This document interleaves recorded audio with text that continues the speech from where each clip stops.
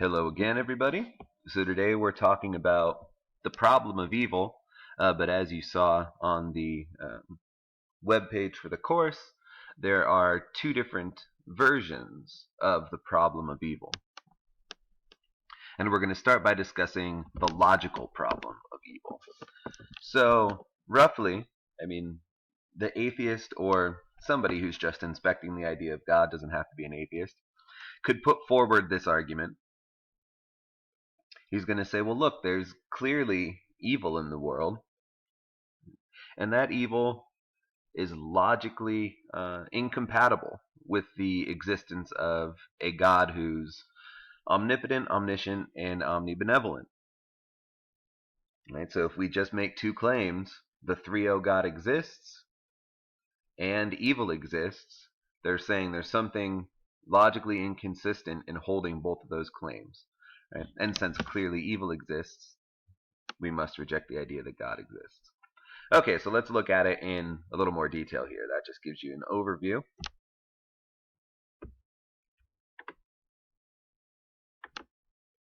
So the atheist, like I said, is making the following claim.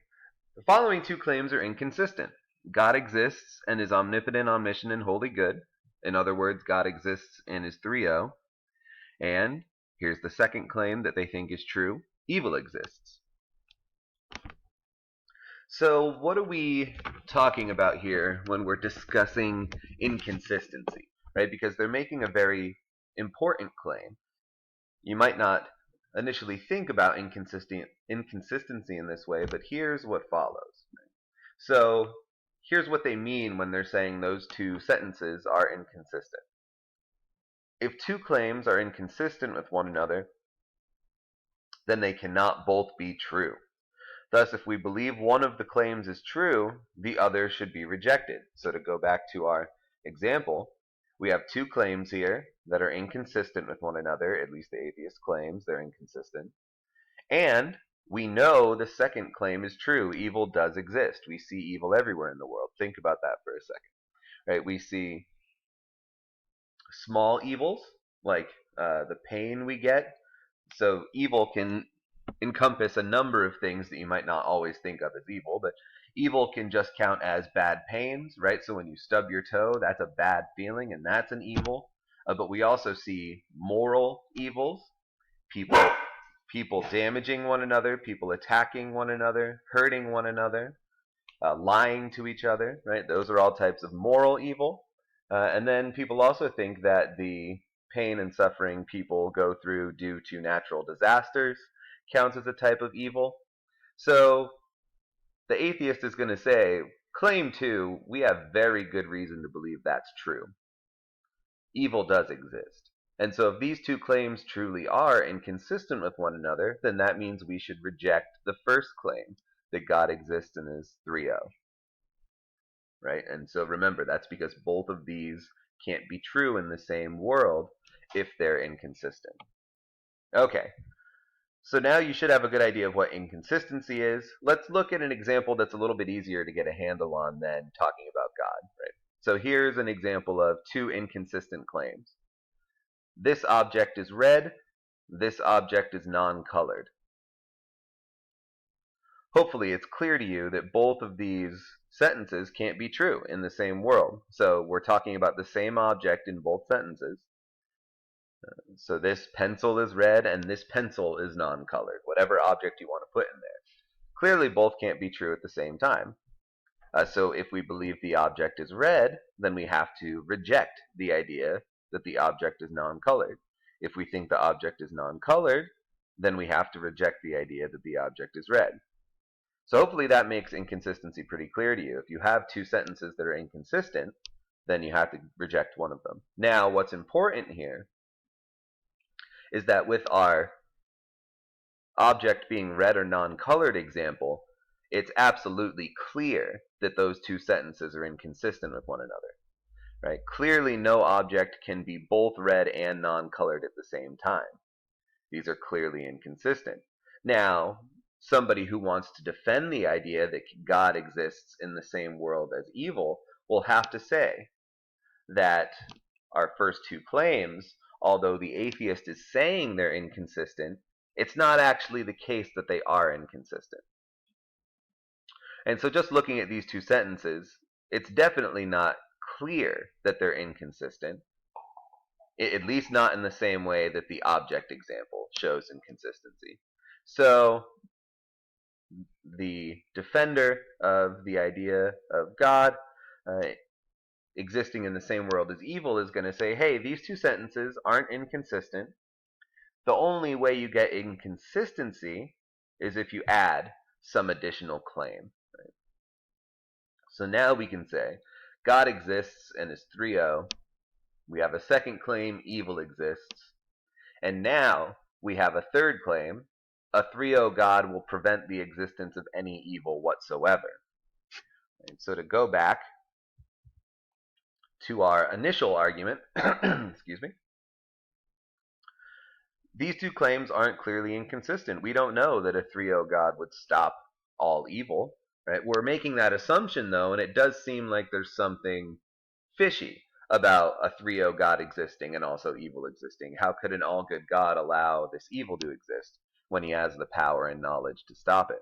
So, really, the atheist is making this third claim, right? A 3-0 God will prevent the existence of any evil whatsoever. And so now the atheist will want to say claims number 2 and 3 are clearly true, so we should reject claim 1. They're clearly inconsistent. This set of 3 sentences is inconsistent, so we have to get rid of one of them in order to eliminate the inconsistency. Right? So the atheist will say we get rid of claim 1. The theist, or the defender of the existence of God, will say no, we need to reject claim 3. Right? So somebody who wants to defend the idea that God exists will say no, it's not true that the 3-0 God will prevent the existence of any evil whatsoever. God has reason to allow evil in the world.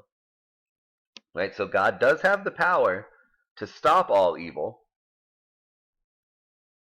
but it's not necessary that he always stop all evil in order to be perfectly good. He might have some good reason to allow evil into the world. So there's sort of our idea, right? So which do we reject? We need to reject one in order to bring ourselves back into consistency. The atheist will say, well, let's reject the idea that God exists. The theist will claim we should reject the idea that a 3-0 God will always prevent evil. So now we have to defend this theist claim. Right? Why wouldn't a 3-0 God stop all evil? Like we've said before, if he has the power and knowledge to know where evil is going to be and stop all evil, and he's perfectly good, he should want to stop all evil. Well, then why wouldn't he eliminate all evil in the universe or world? And here, theists will often rely on something like the following story of the general. Right? So imagine there's a general. He has all of his troops defending a town, and he realizes he has 2 choices. Right? He can either send forth his troops and sacrifice his troops, but it's very unlikely that the troops will currently win the battle, and then the invading army will keep rolling through, right? They'll eliminate the local army, they'll make their way through the town, and then on to the rest of the country. Right? But the general knows if he just sort of gives the invading army this town and retreats for the moment, right, he'll be able to mount a better defense later on. Right? One that he thinks will actually have a good chance at success. So the general sacrifices this initial town in order to defend the country from the invading army. And so it seems like the general is doing something that's slightly evil here, right? He's sacrificing a town, sacrificing innocent people, but he's doing it for the greater good, right? So the general's doing something bad now, sacrificing these people, letting innocent people die, so that he can save more innocent people in the future. Right? So there's a reason for the general to allow this evil to happen. It's so that he can bring into existence some even greater good later on. And so, the defender of the existence of God will claim that God has an analogous reason for allowing evil in the world, right? He's going to have to allow some evil now in order to secure this greater good for all mankind. Right? And so we'll get into this in the next video because we don't quite have enough time here. The idea is going to be, roughly, that God has to give us free will. And free will is a good thing, but free will comes with some evil. So we should reject claim 3 here. A 3-0 God won't prevent the existence of any evil whatsoever because he has to let some evil into the world so that we can have the greater good that comes with free will. And we'll spell that out a little bit more in the next video. Thank you, everyone.